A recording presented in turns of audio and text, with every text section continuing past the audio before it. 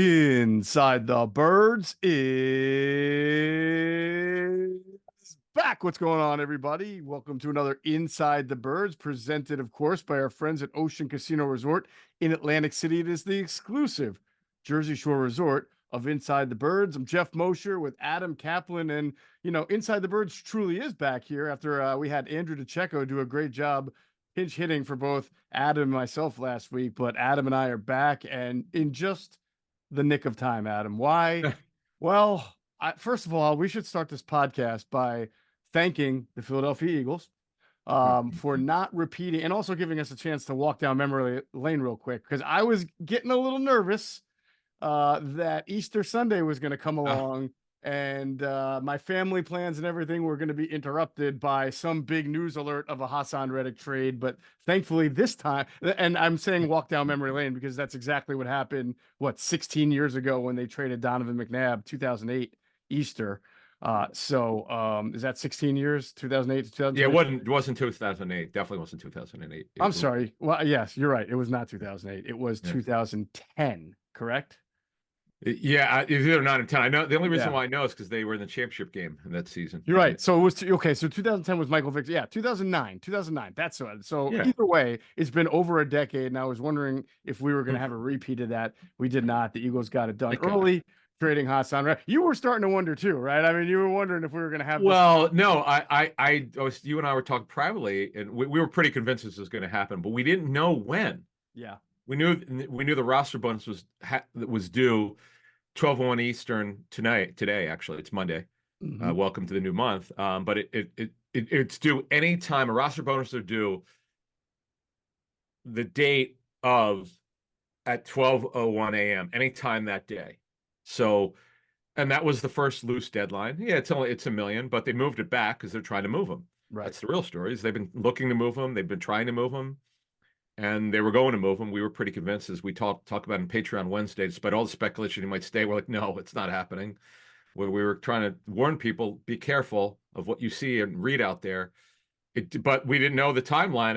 And when it broke Friday afternoon, I was like, oh, here we go. And a lot of people said a Friday afternoon news dump was kind of funny. But hey, at least it didn't happen on Easter Sunday like it did.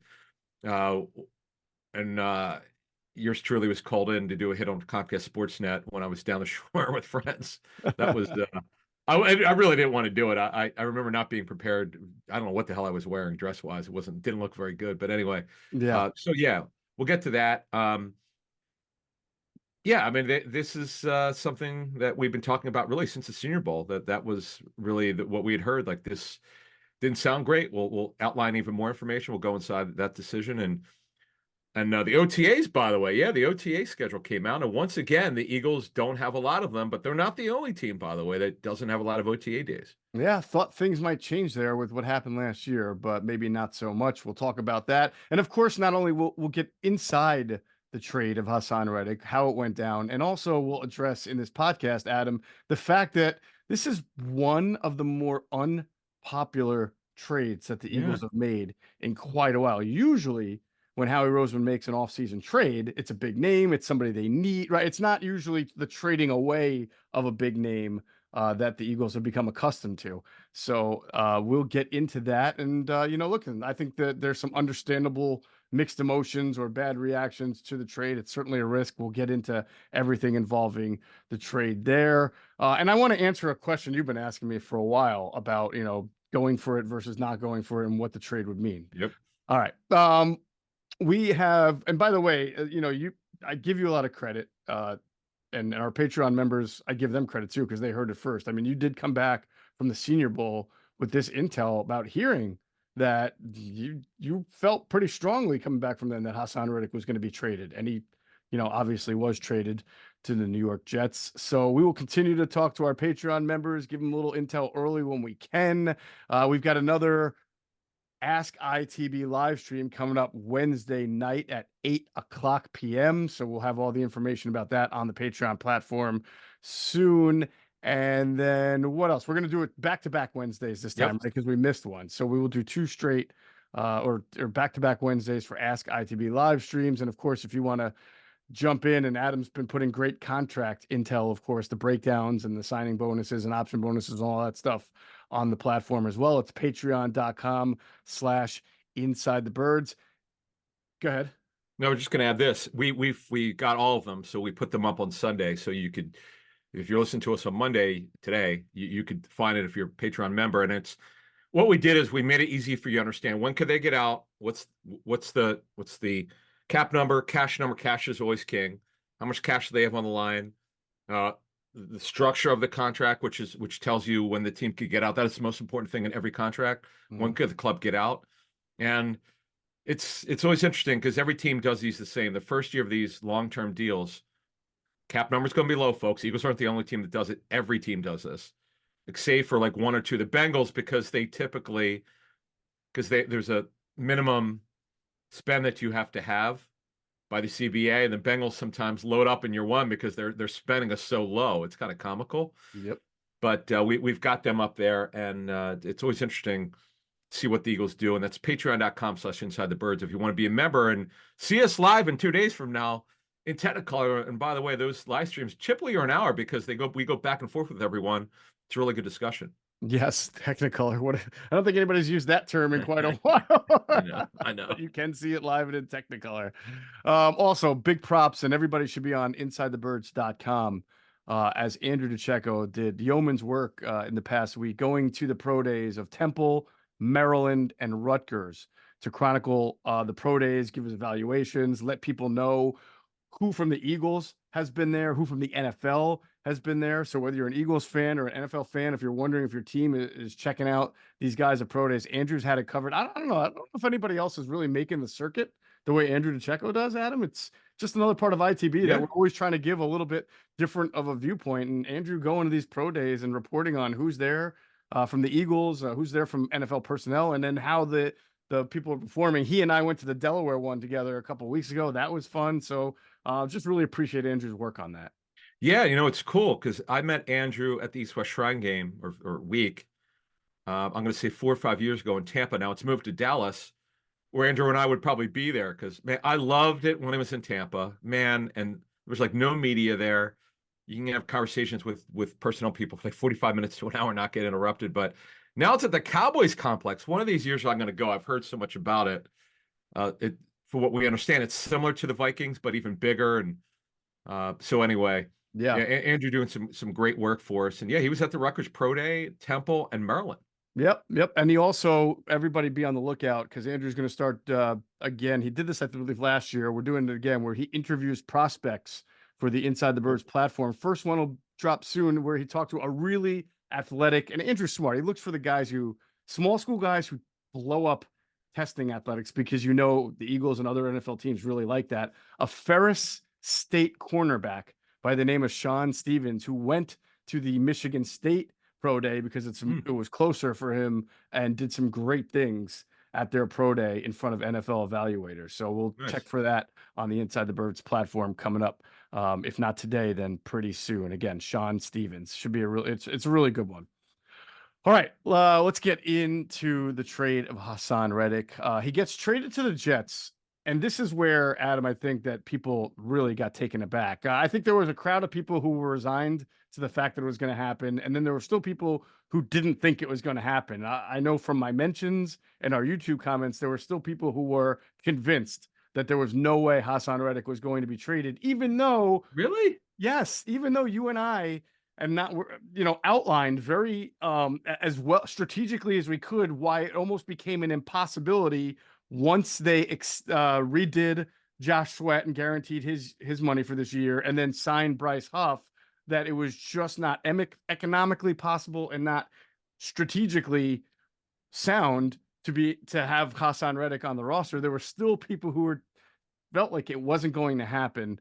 But Adam, I don't think there are very many people who even saw it coming are happy with the fact that it is a 2026 conditional third-round pick that the Eagles will get back, which obviously becomes a 2 if he gets 10 or more sacks and plays at least 67.5% of defensive snaps this season, which, by the way, if he stays healthy, that should be a given. It should be, You never know what's going to happen. But if he stays healthy, should Joyce. be on in that defense.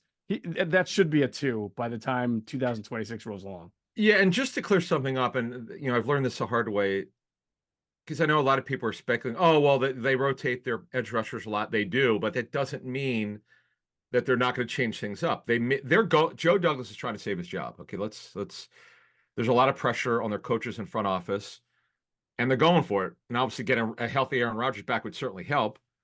But the owners kind of put it out there. I mean, he's put a lot of pressure on the front office and coaches to get this thing moving here. So Joe has kind of changed his tact. He was very conservative prior to 2023. He was very conservative. Wasn't super aggressive. Built everything through the draft. He's actually drafted pretty well, save for Becton he missed on, and obviously Zach Wilson, who they can't give away for a ham sandwich. But overall, he's built an incredible defense. Got Breece Hall right. Got Garrett Wilson right. Vert Tucker's a pretty good player who now can move to guard. But where he's missed is really getting it right at certain positions. But defensively, it's interesting. I didn't have that on my bingo card, the Jets. I don't know about you, because I know we'd heard different teams. Now, one thing I would tell you with Howie Roseman, even if you think you talk to other teams that go, this is going to happen. Like we talked to some people, particularly at the owners' meetings. I could tell you that one team said, "Oh yeah, this is happening. They're looking to move him." And then I'm thinking, yeah, but you know what? They told Darius Slay they were cutting him. 8 hours later, they extended his contract and gave him fully guaranteed money. Like you can't say anything's a lock with Howie. You can't. I don't care what you've heard. But I just felt like, going back to our intel from the Senior Bowl, everything we heard was like, wow, they're actually going to move him. What? Yeah. I mean, now what I also heard this week was, boy, Bryce Huff was like their number one priority for agency. Like, this is a guy. I know he did very well against them in Week 6 last season. He did. The whole Jets defense did well. Yeah, I know, right, exactly. But bottom line is, from a cash standpoint, they could have afforded to keep him. That's not the point, at least for this season. They were not going to extend his contract, and but my sense was, my gut feeling was, this is not the situation with Zach Ertz when Reddick was drafted. Not Reddick, when Goddard was drafted to be his replacement. Zach's leverage was kind of gone. Whereas they didn't draft it. Nolan Smith, he wasn't drafted to take Reddick's job. I mean, and plus he's not ready to he's not ready for a major role yet. He didn't show anything last season. He's got a long way to go. But whatever leverage Reddick might have thought he had, once they signed Huff, it was going to be hard. And you just have to. It's also, let's say for argument's sake they kept him. You're going to pay Reddick, right? 14.25 plus the per game roster bonuses, plus his roster bonus, which would come to 17 million. Okay, you weren't going to do that. Plus pay the other guy 17 million, and then Nolan Smith, you got to accommodate him. You got to accommodate Sweaty, who's back at 10 million, as you mentioned earlier. You can't justify putting all this cash. It's just you could afford it, but it's called cash justification. And then playing time justification. How the hell do you make this work? I know a lot of fans. You're right. I looked at social media. It was since we started in 2018. We've seen some really bad blowback on some of the Eagles' moves over the years. This is right up there. I got to tell you, on your point. Yeah. This is some of the. I don't know how we have to rank them, but this is right up there. This is like my top 3 negativity during a free agency move. Yeah. So, all right, 2 things come to my mind. One is I was like a lot of people early on, and anybody can go back and listen to one of our podcasts and hear me say it. Before free agency started, before they signed Bryce Huff, I felt that the best solution to this, I felt that Haason Reddick had no leverage, and he didn't have leverage. And I related it to the Chris Jones thing, that you just dare the player to just sit out the whole year, which he's not going to do. There's no way Haason Reddick would have sat out the whole year and not accrued the. I mean, it doesn't work. So eventually he would have showed up and played just like Chris Jones did for the Chiefs. And Chris Jones lost some money until he actually wound up signing that huge extension here in the offseason. But once the Bryce Huff signing happened, and then again, Josh Sweat coming back with the guaranteed money, the Eagles gave some of that leverage away as far as getting something great in return because everybody knew they were going to move on from him. That you're not, for all the reasons you just said, Adam, and what we've detailed, you're not keeping all three. At least the Eagles aren't. Maybe other teams would have tried to figure it out, but Howie's got a plan in his mind and he was executing it. And step one of that was sign Bryce Huff. Step two, guarantee a redone deal for Josh Sweat. And step three was then we're going to move on from Haason Reddick. And that to me was clear as day once Sweat and Huff were the starting defensive ends. But that leads me to my next point, which would be a move like this isn't made by every general manager. A move like this is made by a general manager who has confidence that his owner trusts him to make the move. This is not like Robinson from Tennessee trading AJ Brown, then he's out, right? So Yeah, wow. this is not a popular move, and you can argue that you're not getting the right value in return because you can say what you want about discipline or getting older or whatever. The Eagles haven't had a pass rusher have this many sacks in a 3-year span, an edge rusher. I don't know. I'd have to go look it up. I can't. I mean, Trent Cole was really good, but he never had 3 straight years of double-digit sacks. So if you go look, 4 straight year, right? Well, 3 with the 2 came with the Eagles, right? But yeah, yeah. But either way, this is an extremely good edge rusher that you're getting a 3rd-round pick 2 years from now, or 2nd-round pick probably 2 years from now. Not everybody has the ability to make that move. So the fact that Howie made it shows you his confidence that he's not averse to risk, of course, because it's a very risky move. And we'll see if it works. I mean, not every trade Howie makes does work out. He's made some incredible trades that have. He's made some trades that have bit him in the rear end a few times. And we'll see how this one goes, Adam, because it's not a popular move outside of the building. And you wonder if inside the building, if everybody was on board with it. I don't know. We'll look into that. But the bottom line is it doesn't matter. This is Howie Roseman's show. And for those who think like Vic Fangio gets some big set, I'm sure Vic Fangio would love as many great pass rushers as he can get. This is not about Vic Fangio and his say, just like the signings, the Devin White signing. This is Howie Roseman's show.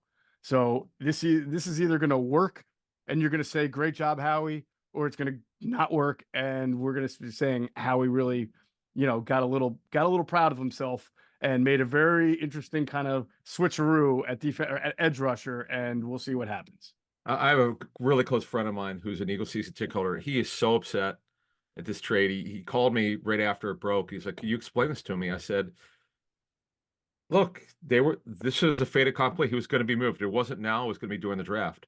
Now, here's another. There's some thoughts around the league here on making this move. There's also some people felt like this is going to be a tough situation where Hassan's a great guy, but he wanted the new deal, right? Even after his first year, he started talking about it. And then after this past season, right? He had 11 sacks, but he still had a very good year, not quite as good as the season before. Who's to say this wouldn't have been a distraction? I'm not saying he was going to hold out. Like you said, I agree he's not going to miss games, but this could have been. They also avoided that too. A couple of people brought that up to me. That this is just the way it goes in the National Football League. Yeah. Great guy, no question about great Eagle. And I don't know if this is an NFL record or not, but he had double-digit sacks 3 years in a row with 3 different teams. The Cardinals. That was an NFL record. Yes. That's incredible. Yep. Incredible. Yeah. What the hell were they doing with him the first couple of years? 3 years. Embarrassing. Anyway. Very, you very. never know. No. So let's get into then the idea of this trade, the future at the position in a second. First, we're going to pause to hear a word from our friends at Ocean Casino Resort in Atlantic City. Go to get your game on. Go for the beers. Go for the cheers. Go for the hit and the hits. Go for the stakes and the stakes. Go to get your parlay on. Go to get your party on. Go for the scene. Go for the screens. Go for the gallery. Go for the win. Go to Ocean. Visit theoceanac.com to plan your visit. Okay, so I said, Adam, that, and I feel very down the middle with this. I like I said in a couple of seconds ago or minutes ago, right? This thing could work out really well, and how he could rebuild a very good defense here or a very good team and you're not talking about it, or this could be one of those things you look back on and say, man, they had a great pass rusher still in his prime and they decided to move on and that hurt them. But I do believe it's all part of a bigger plan that we've been talking about since the offseason about Howie having an aggressive offseason. It has been an aggressive offseason for Howie. It has. And Strange now, one. right now, you've just armed the man who's known for making more trades than anybody with another draft pick that at worst is going to be a 3 and more realistically is going to be a 2. So you look at what the Eagles have in the draft for this year. Now they've got a future asset. I just believe, as I look at the way the Eagles are right now, and we'll get into the actual position in a second, but I just still think, not reporting anything, just my observing, when you give Howie Roseman more ammo, that there are big moves still left to become. Because you and I both know, and so does Howie Roseman, and so does every fan, that the Eagles had to line up and play a game today with the personnel they have. It's not good enough. No, And I don't think Howie Roseman believes it's good enough. Well, that's the issue going forward here. And we'll get into their we're going to update their needs here. You really look at it now. Bryce Huff has never been a full-time player. He's not the pass rusher that Reddick is. No offense, because Huff has never been a full-time player. And now it's your edge rushers. Could always think edge first. Don't worry about scheme so much. It's who are your edge rushers? Who are the Eagles pass rushers now? Like the Jets know who those guys are. Jermaine Johnson's been a tremendous story after a tough rookie season, but they're going for it, so they'll have a good rotation. But Reddick will play plenty there. But getting back to the Eagles, it's Huff and Sweat are your starters. It's Nolan Smith, who didn't really show much. They'll play Zach Bond outside and inside. BG in his reduced role. And that's, Nolan Smith, we'll have to see, is the third guy. Now, as you said, that's where we stand now. At 22, if they stay there, I'd already put in my mock draft for ProFootballNetwork.com last week. I already put in Leatu, the edge rusher from UCLA. If he makes it there, now he's got a medical issue with the neck. If that clears, he could go well before the Eagles. But I was thinking edge rusher regardless of this trade. Mm-hmm. Well, I thought, let me update that. I thought Reddick was going to be traded. That's why I did it. Right. So, and again, the draft is always about the future. So let me throw this back to you here. Mm-hmm. It kind of plays into how you set this up, because Huff is kind of an unknown, and Sweat's situation last year, how he dropped off, and we just talked about Smith and BG. Is there enough to compete at a high enough level with this group? Are you asking me about the Edge. defensive front Edge. or just the Edge. entire defense? Edges. No, I'm just talking edges. That's all I'm talking. I want to give it an incomplete because you just don't know the type of jump a player can make from year 1 to year 2. If you told me Haason Reddick was going to become a first round pick type player next year, I could believe it. If he's going to give you a certain number of sacks, certain number of hurries, certain number of pressures because he's going to play more. Sure, I believe it. I've watched this kid practice. I think he's an incredibly hard worker and a tireless worker, and he's got a relentless motor. That usually, along with the traits, translates. Now, we didn't see that. He's got to get bigger and stronger, but you know what? Cam Jurgens had to get bigger and stronger after basically sitting as a rookie, and he did. He got a little bigger and stronger. Tyler Steen's going to have to get a little bigger and stronger. Maybe he will. So I'm not going to put it past him, but I just don't know. And like you said, Bryce Huff, at least we've seen him go out and do it in a situational role. Can he do it more? It's a great question. That's yet to be found out. So clearly you're right. You've asked me if you're going for it. Yeah. And you trade Haason Reddick, how can you still say you're going for it? And There my you answer will still remain the same, though. It's that the offseason's not over. Right. And I'm looking at this edge rotation, and I'm seeing Sweat, Huff, Nolan Smith, Brandon Graham. That's 4. They usually like to go 4 or 5 deep. And I think you nailed it on the head. Maybe a week ago, even knowing Reddick was going to get traded, I still felt cornerback or offensive tackle, most likely first round. But I do think you have to put edge rusher in that conversation as much as those two, because that's what the Eagles do. They draft pass rushers in the first round, right? So you mentioned a guy like Leatu, you're right, from UCLA, Gotcha. edge rusher.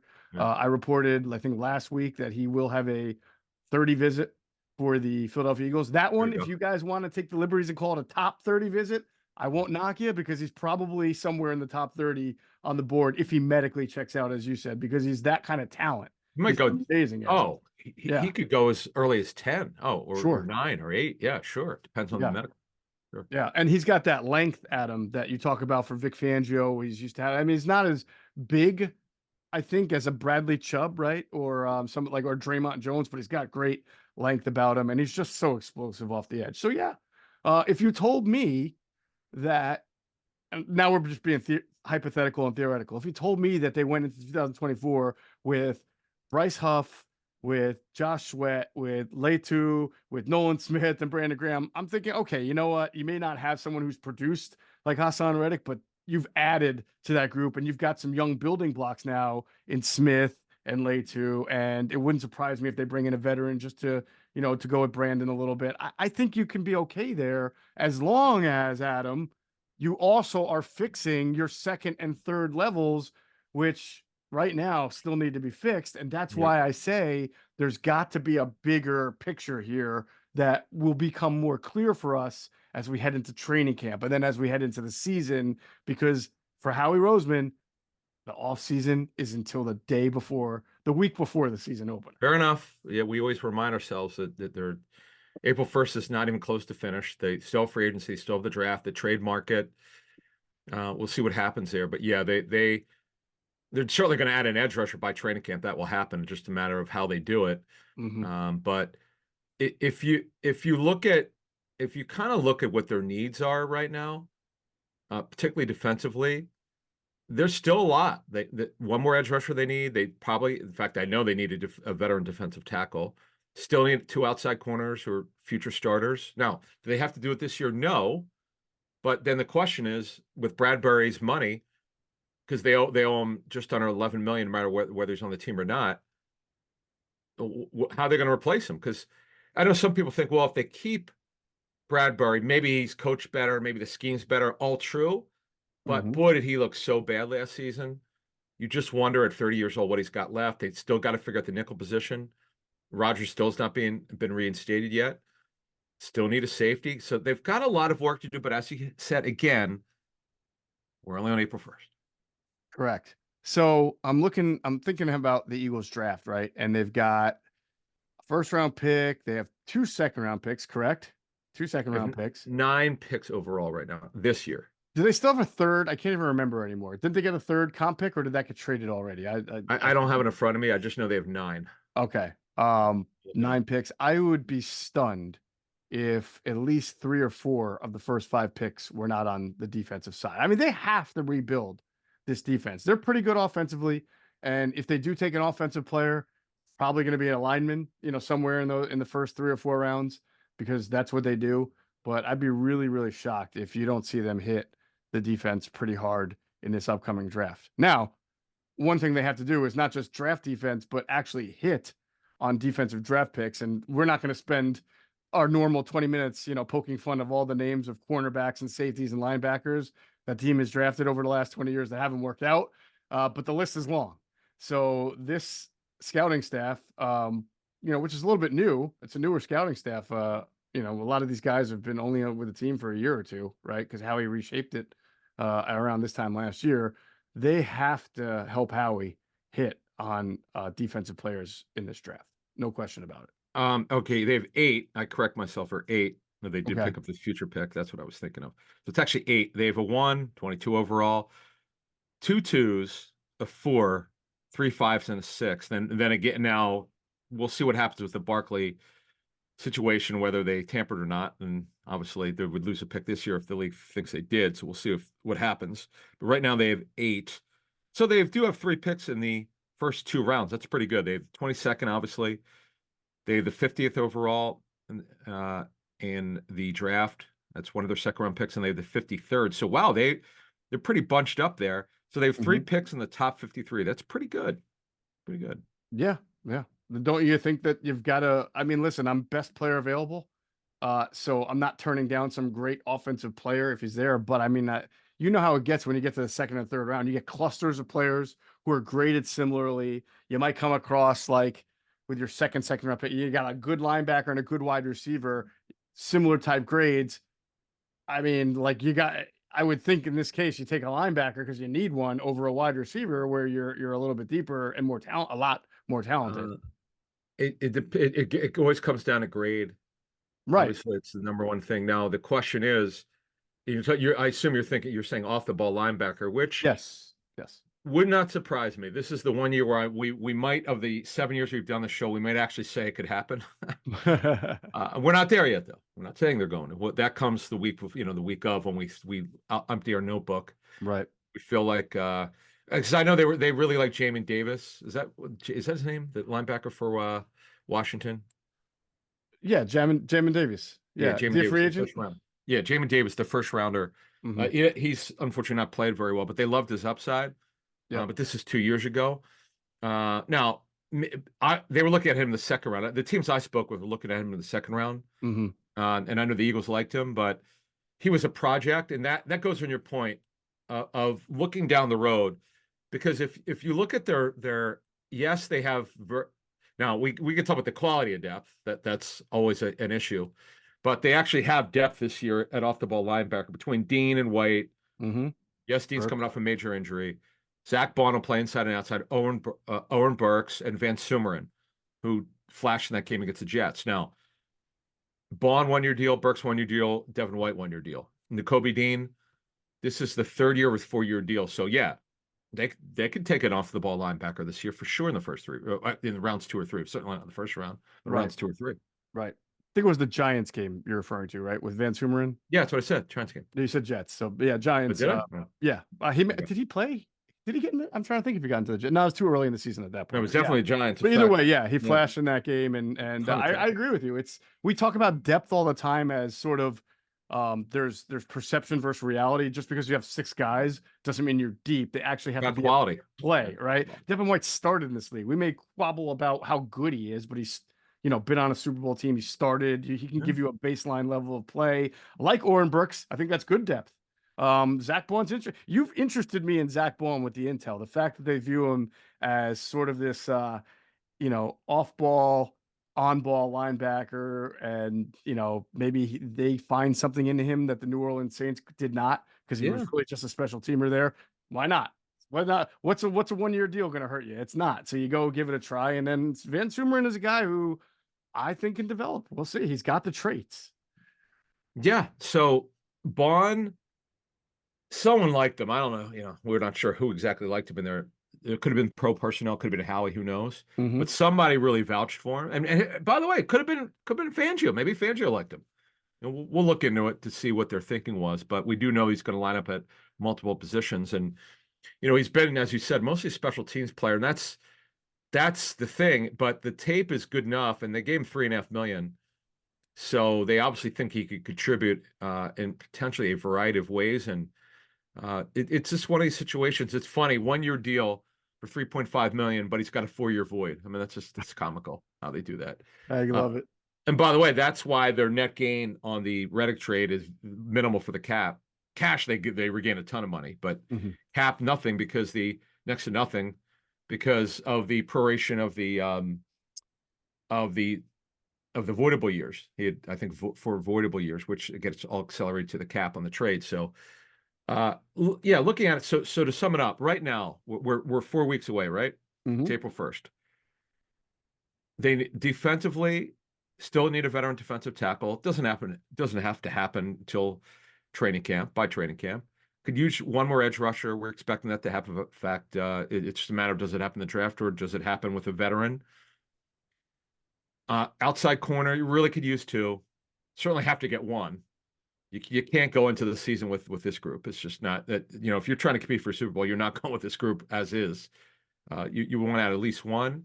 See, Ricks is a nice story, but he's not a starting corner. Nobody sees him as that. Right. Good story, though, development. Nickel, got to figure that out, and a safety. And then offensively, still need a running back.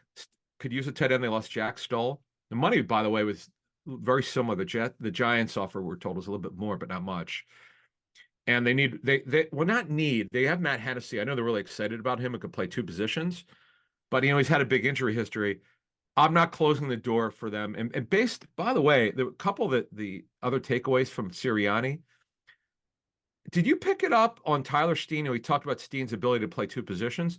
Did you feel like or they're penciling him in at right guard, or that job's open? I feel like the job's open. Yeah.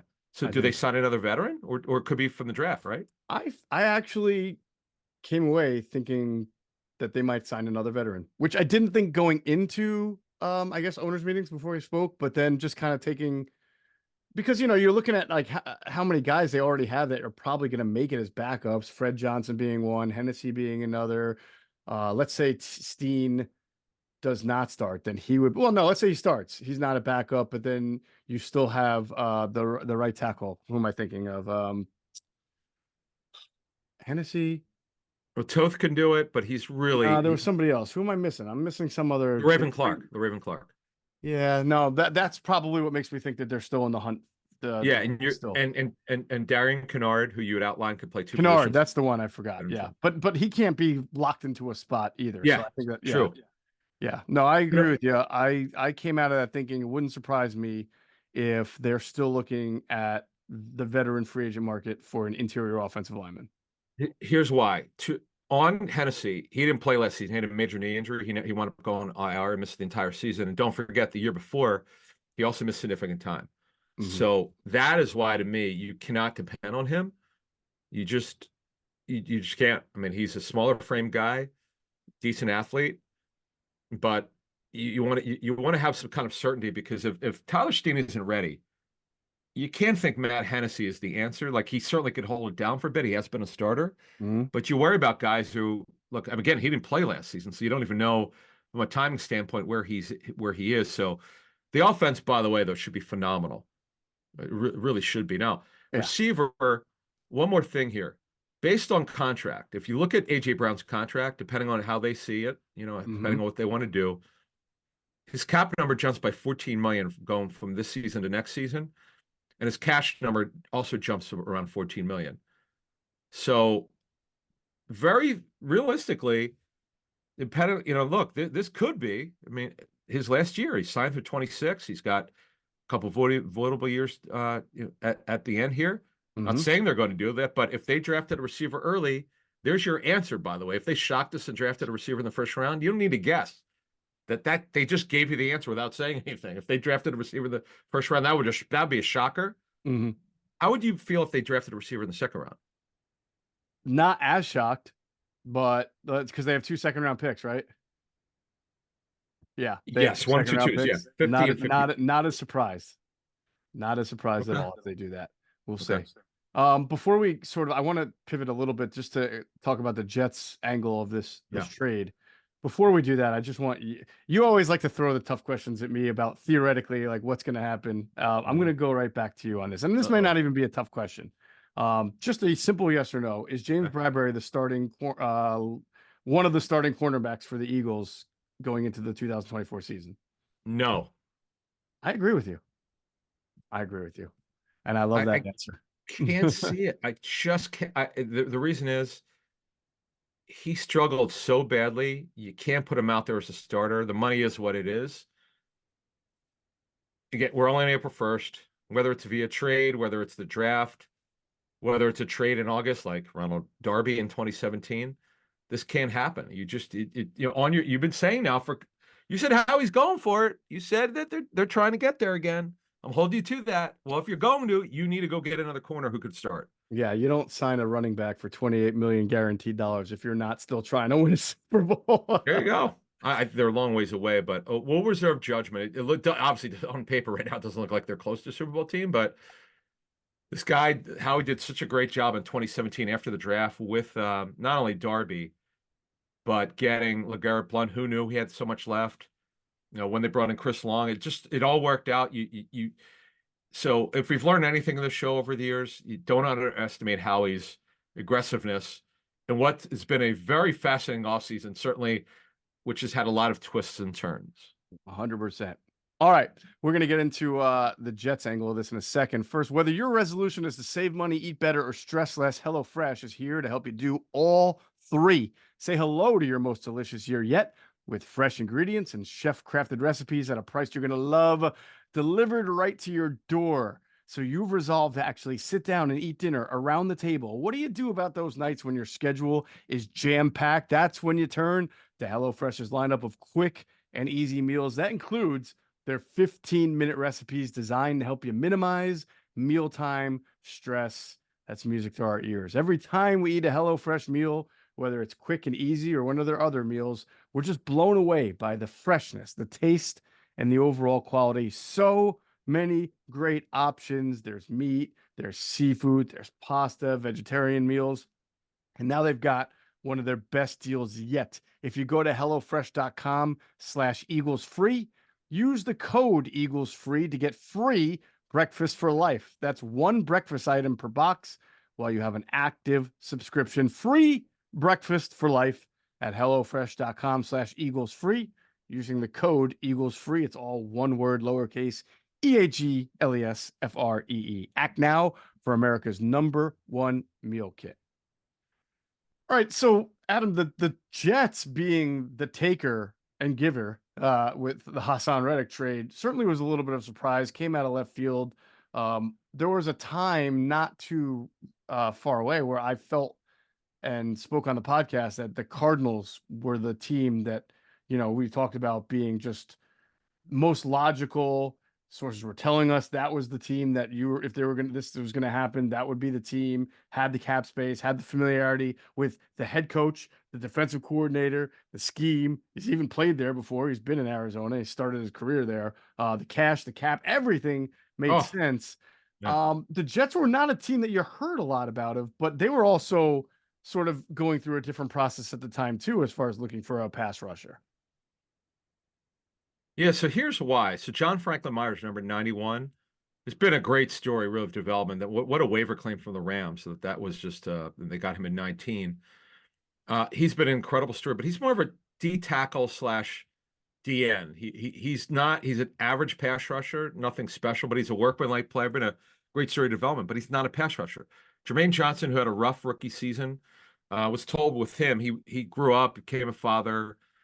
Just really grew in their offseason last year. Had a great season. They love him, which, by the way, is an unbelievable class for Joe Douglas. 22 was just, that was Breece Hall and Garrett Wilson. It's just a great draft. Yeah. But they wanted one more pass rusher. Michael Clemens, who's more of a power end out of Texas A&M, was also out of that 22 class. So they felt like they were missing a pass rusher. Now, Will McDonald was the first runner last year. He's a project out of Iowa State. Some teams we spoke with actually had a mid-second round pick on him, a grade on him, but they drafted him in the first. He's not ready yet to be that guy. Now they moved Jermaine Johnson, by the way, from end to more of a stand-up pass rusher. He's technically a linebacker on alignment, but he's an edge rusher. But they needed one more guy. So that on your as you set it up, that's why they did this. And you look at Jermaine Johnson, Reddick, Franklin Myers, who could do a variety of things for them, and Michael Clemens and Will McDonald. That's a pretty good group there. And and they have a heavy rotation, but this may change now. Reddick may play a ton of snaps because Franklin Myers is not a pass rusher per se. Clemens is an okay pass rusher, big guy. And I don't know that unless Will McDonald shows it in training camp that he's ready to play heavy snaps, Reddick's going to play a ton. So I wouldn't discount them. Haason getting 67% or more of the snaps, but we'll see if Jeff Ulbrich, who's their DC, who you might remember was a linebacker for the Niners for many years. We'll see what their thought process is, but overall, they have a great defense. And Reddick certainly, if he plays 16 games at least, will have probably 12 to 14 sacks. And by the way, they play the wide 9, so he's going to get the sacks.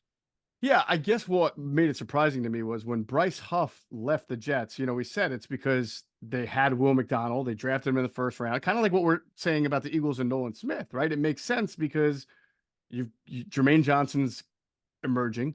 You're eventually, if you like him, going to have to, this will be year 3 for him. So after the year, if he has another great year, he gets a big contract, right? And you've got Will McDonald.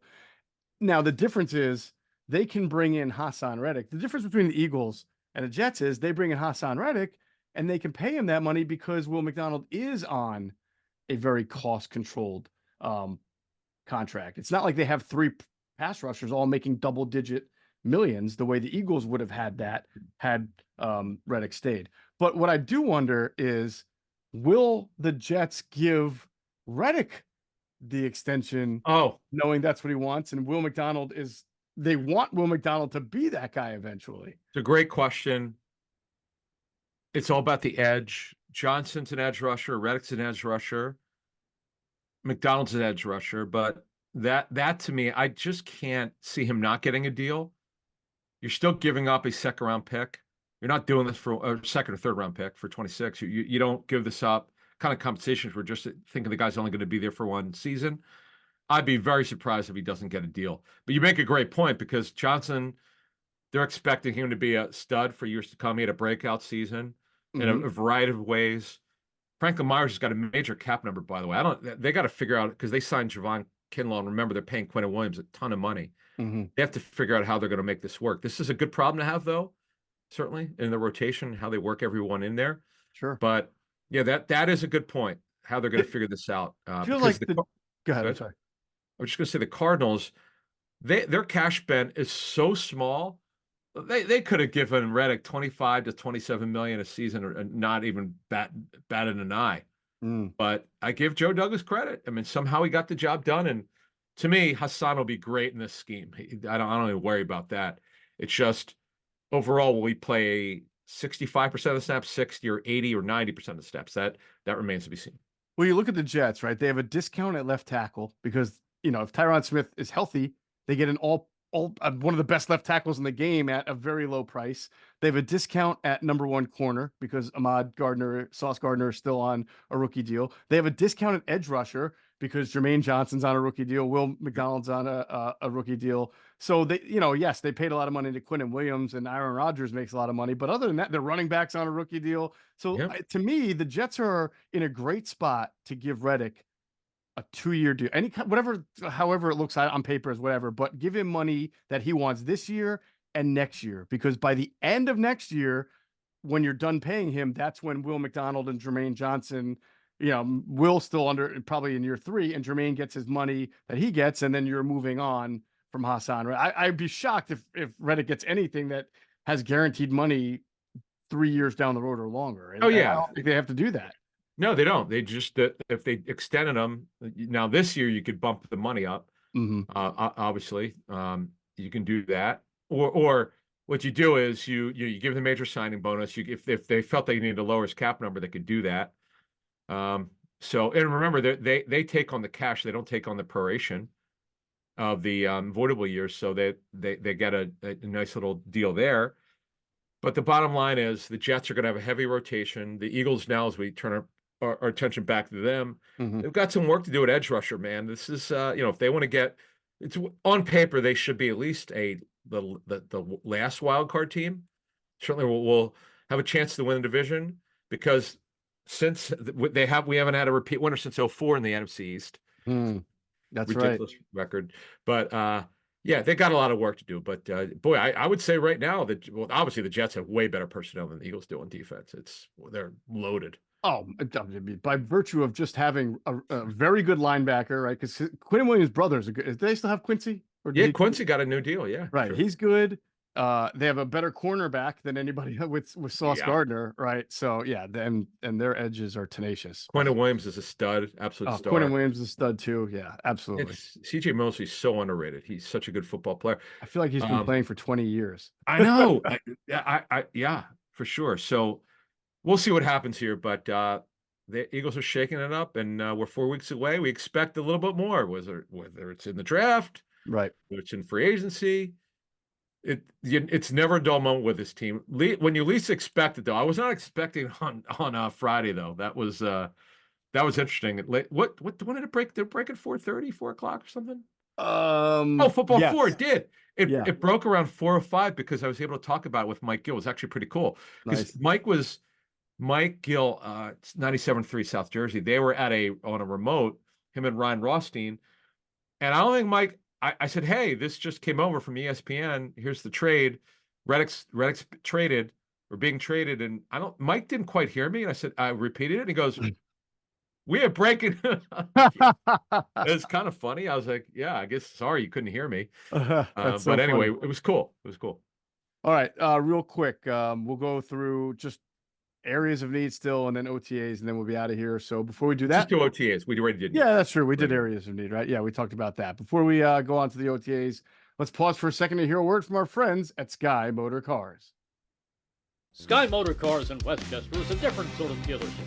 All it takes is one look at their Highline pre-owned vehicles that people all over the country want and need.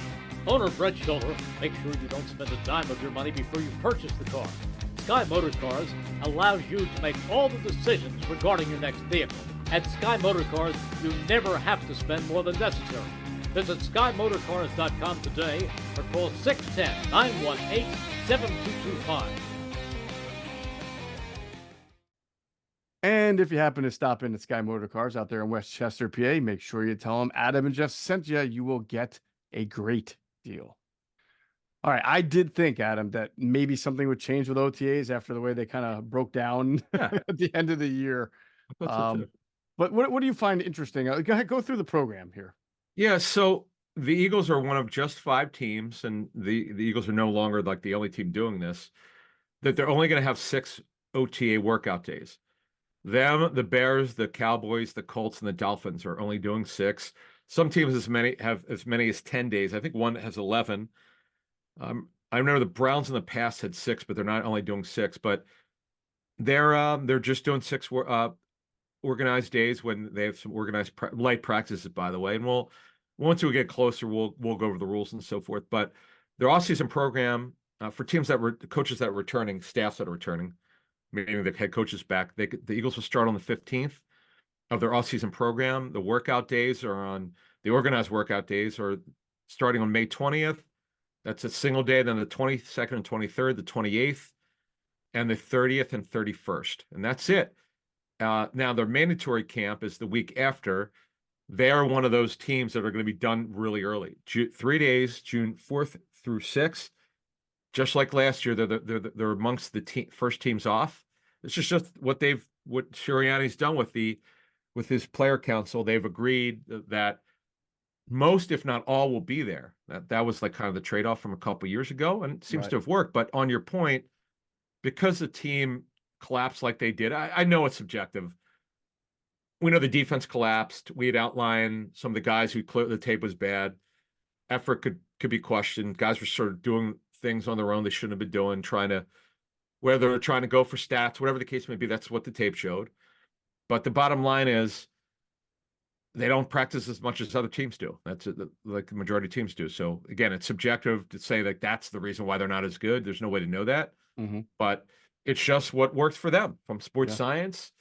Going back when Chip Kelly was here, the Eagles' first year, they were the only NFL team to not have a player in 2013 on injured reserve during the regular season, which is almost unheard of.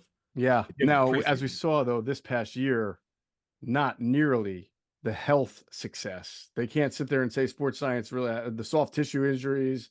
I mean, Maddox tore his pec, He always gets hurt, but yeah. Cam Jurgens got hurt. Yeah, and see, every single slot corner that the Eagles brought in got hurt. Yeah, Roby got hurt. You're right. Justin Evans got hurt. Well, it's funny. The guys who seem to always get hurt got hurt. Maddox, Justin Evans. Yep. Kobe Dean. Yep. Now McPherson tore his Achilles in the preseason. Sidney Brown tore his ACL. Don't forget about that. Yeah, but wasn't these were pretty serious injuries. These were not soft tissues. I mean, Dean had a Liz Frank, which is bad. Max, as you talked about, tore his pectoral. Justin Evans, a mysterious knee injury. McPherson tore his Achilles. And now, before we get out of here, McPherson, the hope is that he could compete for the nickel job, but they're not going to know until OTAs and more or less training camp. I don't know how limited it'll be in OTAs. You expect very limited because he tore his Achilles last August. But getting him back, and this is an important year. This is the last year of his rookie deal. Yeah. And don't forget, Quez had a soft tissue injury. He was out far longer with that hamstring. That was a weird one. Yeah. He where did he go? Who did he sign with? He signed with the Steelers. Okay. Yeah. All right. So yeah, well, Andy good spot for him, by the way. I think it's a good spot for him as long as they play him on the outside, which you think they will. So yeah. Oh yeah, they need him badly for sure. Speed. Yeah. All right, good stuff. That's a lot of intel here packed into an episode of Inside the Birds, the leading podcast in intel. And as always, we want to thank you for flying with us inside the Birds. Be sure to check out our friends at PHLSportsNation.com. They're enhancing the fans' experience with their coverage of all Philadelphia sports teams For the fan, by the fan is their motto. So make sure you check them out at phlsportsnation.com and on Twitter at PHL Sports Nation.